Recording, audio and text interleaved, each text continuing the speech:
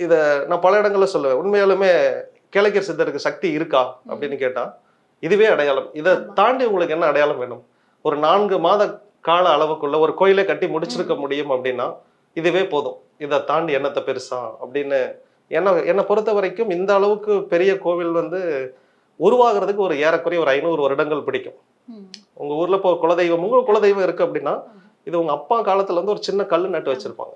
அப்போ உங்க அப்பா ஊரெல்லாம் திரட்டி ஒரு பணம் வசூல் பண்ணி, ஒரு 5 அடிக்கு செலவு பண்ணியிருப்பாங்க.